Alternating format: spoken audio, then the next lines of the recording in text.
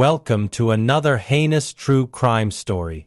Please be advised, this story may contain graphic descriptions of unsettling subjects. Luis Alfredo Garavito Cubillos, born on January 25, 1957, in Genova, Quindío, Colombia, would become one of the most prolific serial killers in recorded history.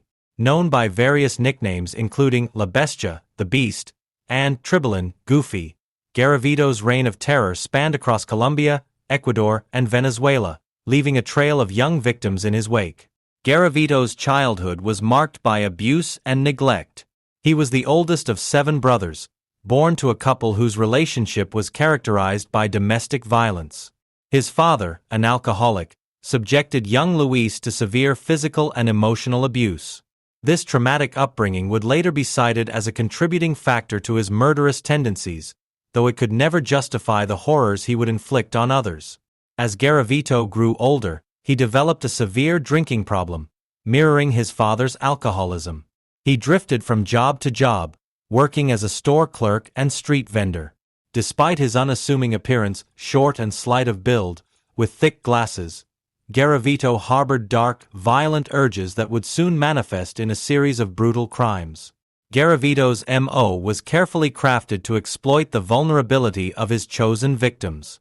He primarily targeted young boys, usually between the ages of 8 and 16, who came from poor backgrounds. Many of his victims were street children, orphans, or peasant children, those least likely to be immediately missed or have their disappearances thoroughly investigated. To lure his victims, Garavito would assume various personas. He would often pose as a monk, a priest, a charity worker, or even a disabled person. He would approach children in public places, offering them gifts such as money, candy, or odd jobs. His unassuming appearance and seemingly kind demeanor disarmed both the children and any adults who might have otherwise been suspicious. Once Garavito had gained a child's trust, he would lead them on long walks to tire them out. He would then take them to a secluded area, often to remote areas in the countryside. It was in these isolated locations that Garavito's true, monstrous nature would emerge. The details of Garavito's crimes are deeply disturbing.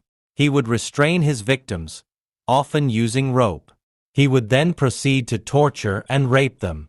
The extent of his sadism was horrifying. He would bite his victims and subject them to various forms of mutilation. In many cases, he would sever the genitals of his victims. The final act of his gruesome ritual was invariably murder, usually by slitting the child's throat. Garavito's killing spree is believed to have started in 1992 and continued until 1999. During this period, he moved frequently across Colombia, making it difficult for authorities to connect the dots between the various disappearances and murders. His victims were found in 11 of Colombia's 32 departments, primarily in the western part of the country. The scale of Garavito's crimes is staggering. He was eventually convicted of 138 murders, but he is suspected of killing over 300 victims. Some estimates even suggest that the number could be as high as 400. The true extent of his crimes may never be fully known. Garavito's downfall began in February 1998, when the bodies of 36 boys were discovered in a ravine in the western department of Risaralda.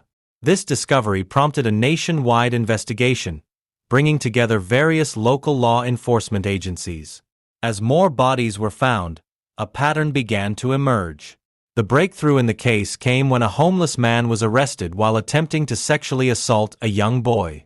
The man bore a striking resemblance to the description of the suspect in the murders. However, upon questioning, it became clear that this man was not the killer.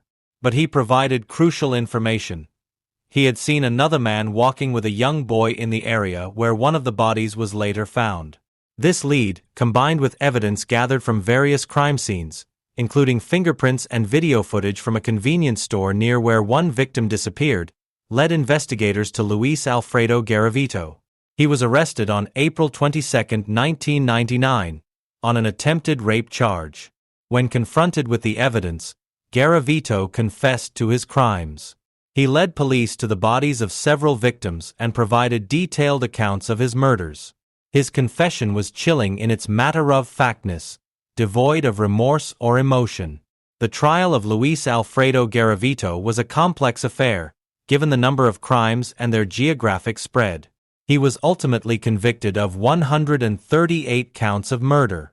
Due to Colombia's laws at the time, which set a maximum sentence of 40 years regardless of the number of crimes committed, Garavito was sentenced to 1,853 years and 9 days in prison. However, because he confessed and helped authorities locate the bodies, his sentence was reduced to 22 years. The relatively short sentence, given the magnitude of Garavito's crimes, caused outrage in Colombia and around the world. It led to changes in Colombian law to allow for longer sentences in cases of crimes against children. In prison, Garavito's behavior has been described as exemplary. He has participated in various educational programs and even earned a degree in public safety management. This good behavior, combined with his confession and cooperation, means that Garavito could potentially be released as early as 2021. However, he faces additional charges in Ecuador, which could extend his imprisonment. The case of Luis Alfredo Garavito exposed serious flaws in Colombia's child protection and law enforcement systems. The ease with which he was able to abduct and murder so many children over such a long period highlighted the vulnerability of street children and those from impoverished backgrounds.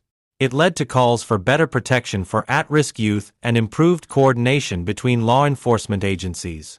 Garavito's crimes left an indelible mark on Colombian society. The sheer scale of his atrocities, the youth of his victims, and the brutal nature of the murders shocked the nation and the world. The case remains one of the most horrific examples of serial killing in criminal history, a dark chapter that Colombia continues to grapple with to this day.